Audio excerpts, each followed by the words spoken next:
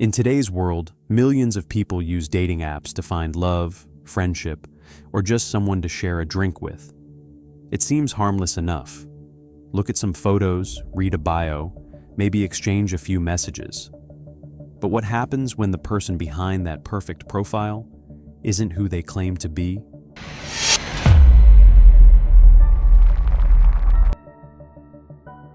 December 1st, 2018. Auckland, New Zealand.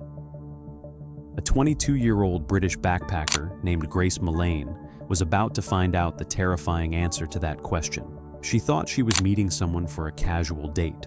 Someone charming, someone normal, someone safe. She had no idea. She was walking into a trap set by a calculating killer who had already been planning her murder. What you're about to hear will shock you. It will make you think twice about that next dating app match, and it might just save your life. This is the story of Grace Millane and the monster hiding behind a dating profile. Grace Millane had just completed an incredible journey. The 22-year-old from Essex, England, was in the middle of a solo backpacking adventure through New Zealand. A trip that was meant to be the perfect way to celebrate her upcoming birthday on December 2nd. She was staying at a backpackers' hostel in Auckland, New Zealand's largest city. Grace was exactly the kind of traveler New Zealand loves to welcome. Adventurous, friendly, and excited to explore everything the country had to offer. Like millions of young people around the world, Grace used dating apps to meet new people while traveling. She'd matched with someone on Tinder, a man who seemed charming and normal in their messages. His name was Jesse Kempson, though the courts would later suppress his name during the trial. Even before their first date, he was searching the internet for one thing that should have sent chills down anyone's spine. But we're getting ahead of ourselves. Tell me what happened last Saturday. From the beginning? Yeah. At 5:37 p.m. on December 1st, Grace left her hostel to meet her Tinder date. She was excited. She'd even sent messages to friends back home, telling them she was meeting someone for drinks. Meanwhile, Kempson was already drinking. CCTV footage would later show him at a bar, downing several beers before Grace even arrived. When he left that bar, investigators counted at least 4 empty bottles still sitting on his table. They agreed to meet at Sky City, a popular entertainment complex in Auckland's city center. It was busy, public, and safe. Exactly the kind of place a smart traveler would choose for a first date with someone they'd never met. Grace arrived right on time. The surveillance cameras captured her walking into the complex, looking confident and happy. For the next few hours, they would visit multiple bars and restaurants across Auckland. To anyone watching, they looked like a normal couple having a good time. Grace seemed relaxed and comfortable. She even sent her final message to friends at 8:54 p.m. Those would be the last words Grace would ever send to anyone. Because at that exact moment, her date was making his move. At 8:54 p.m., CCTV cameras captured Grace and Kempson sharing their first kiss at a bar called Bluestone Room. It seemed like a normal, romantic moment between two people who were hitting it off. But something darker was happening. During the trial, prosecutors would reveal that Kempson had been watching violent pornography and had developed what they called a, quote, morbid sexual interest. He wasn't looking for romance. He was looking for a victim. After their kiss, they decided to go back to his hotel room at the City Life Hotel. Grace willingly went with him. She had no reason to suspect anything was wrong. In her mind, she was about to spend an intimate evening with someone she genuinely liked. The elevator cameras show them going up to his room on the 3rd floor. What happened in that hotel room would shock investigators and horrify a nation. But the full extent of Kempson's depravity wouldn't be revealed until the next morning, when security cameras began capturing something truly disturbing. December the 2nd, 2018. Grace's 22nd birthday. While friends and family around the world were sending birthday messages to her phone, Grace was already dead, strangled in that hotel room just hours earlier. But her killer was just getting started. At 8 a.m., hotel security cameras captured Kempson entering the elevator alone. He threw a suspicious glance at the camera. Where was he going? To buy the tools he needed. His first stop was a warehouse on Elliott Street, where he purchased a large suitcase. But this wasn't just any suitcase. He specifically checked its width and depth, making sure it would be big enough for what he had planned. 25 minutes later, he was at another store, purchasing cleaning supplies, industrial-strength chemicals designed to eliminate evidence. But here's where Kempson made his first major mistake. He paid for everything using Grace's credit card. The same card he would continue to use throughout the day, including paying for an extra night at the hotel to give himself more time to clean up. What investigators found next would reveal just how cold and calculating this killer really was. Because instead of showing any remorse or panic, Kempson did something that shocked everyone involved in the case, while Grace's body lay dead in his hotel room. Jesse Kempson went on another Tinder date. With Grace's lifeless body just feet away, this psychopath sat across from another young woman at a bar, wearing the exact same clothes he'd worn the night before. Possibly the same clothes he'd worn while committing murder. But this second victim's survival instincts saved her life. During their conversation, Kempson began talking about something that immediately set off alarm bells in her mind. He wanted to discuss where someone could hide a dead body from the police. The woman was horrified. She made an excuse to leave immediately. But Kempson's day of deception was far from over.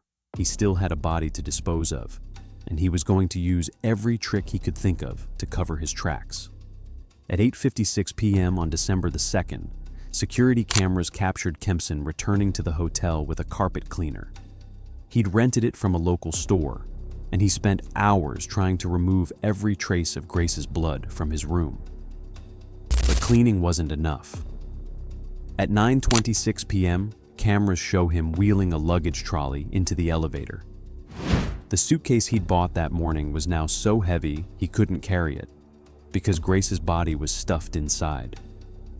Minutes later, he was loading his rental car with the luggage, preparing to drive to a location where he thought no one would ever find her. The next morning, December 3rd, Kempson's methodical cover-up continued. He bought a shovel and drove to the Waitakere Ranges, about 30 minutes outside Auckland. There, in dense bushland, he dug a shallow grave and buried Grace's body. His final step was to take the rental car for a deep clean, paying special attention to the rear of the vehicle where he'd transported Grace's body. For Kempson, this was just another day. He thought he'd committed the perfect crime, but he was wrong, because Grace's family wasn't going to let her disappear without a fight. When Grace failed to respond to birthday messages from friends and family, people immediately knew something was wrong. Grace was the type of person who always stayed in touch. She would never go silent on her birthday. On December 5th, her family reported her missing to Auckland police. Her father, David Millane, even flew to New Zealand to make a heartfelt public appeal for information. Grace has been missing for several days, and as a family we've been extremely concerned for her welfare. Do anybody who has seen, spoken to or come into contact with Grace come forward and contact the investigation team. Police quickly traced Grace's movements through CCTV footage and discovered she'd been on a date with Jesse Kempson on the night she disappeared. On December 5th, officers arrived at his hotel to arrest him. Kempson spotted the police in the lobby and tried to walk away, but they quickly apprehended him. Now came the real test. Could they get him to confess to what he'd done to Grace? I didn't initially know that she was real. What do you mean? Well, there's a lot of... So have you heard of catfish?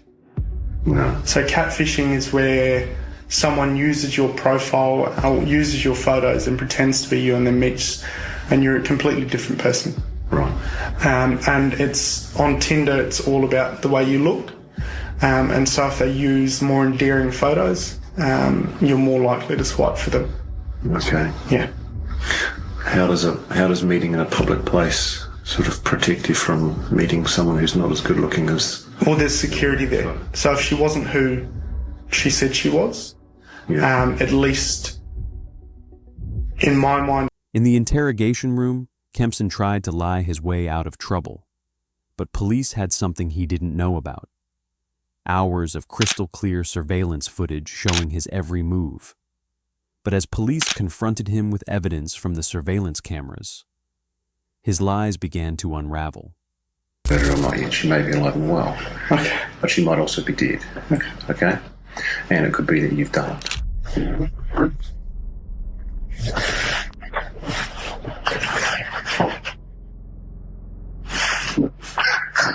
Hey, I just want to ask a question. Have I been arrested for something I didn't do? You haven't been arrested, mate. Oh. No. Oh. Finally, Kempson realized he had no choice. Started talking to me about 50 Shades of Grey, which is a sex fantasy movie that's out. We started having sex. At first it was just normal. It was very placid. And then she asked me if we could get into bondage. And then all I remember is falling asleep in the shower. I need to stop. I need to go. Would you like some fresh air? Yeah, please. I was in shock and I didn't know what to do. I went downstairs and I was just, I don't know, I was all over the place. I didn't believe what had happened. On December 7th, 2018, Jesse Shane Kempson confessed to killing Grace Millane. But his confession came with a defense that would outrage the public and Grace's family. Kempson's defense was as disturbing as it was predictable. I was just terrified and scared. I thought that she had gone. I thought she had left. Pathologist, a specialist doctor, will perform a post-mortem. Yeah. They're very skilled at establishing people's causes of death. Do you understand that? He claimed Grace's death was an accident during consensual rough sex, what media dubbed the, quote, 50 Shades of Grey defense. To the warehouse at the atrium and brought a suitcase. I went back and I was just in shock because it just didn't seem right. I left to go and get cleaning products. So I messaged a friend and said I'll meet you at Revelry. After finishing drinks with her, I got back to city life. And the whole time I just kept saying I'm sorry.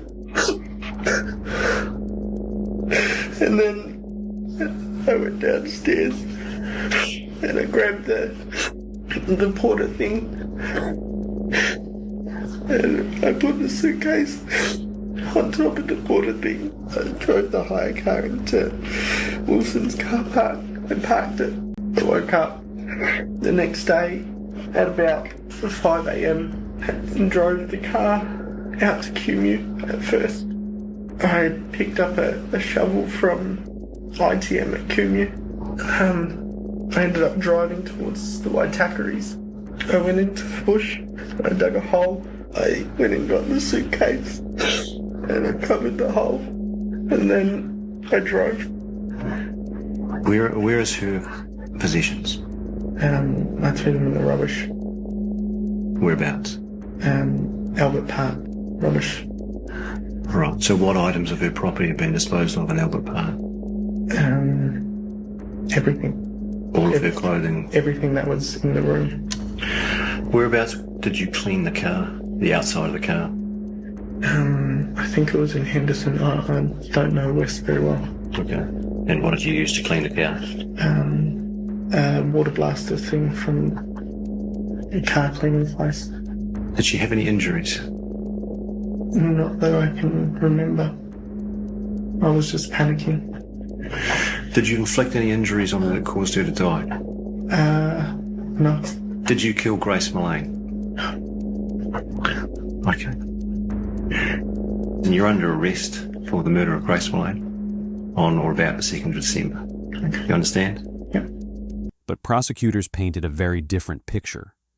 They revealed that Kempson had taken, quote, trophy photos of Grace's body and had been watching violent pornography while her corpse lay in the room. This wasn't an accident. It was murder with a sexual motive. On December 9, 2018, police found Grace's body in the Waitakere Ranges, exactly where Kempson had led them. The autopsy confirmed she'd been strangled to death. On February 21, 2020, Jesse Kempson was sentenced to life in prison with a minimum of 17 years before parole. The additional assault charges added another 11 years to his sentence. This case changed how New Zealand handles dating app safety. It showed that monsters can hide behind normal-looking profiles.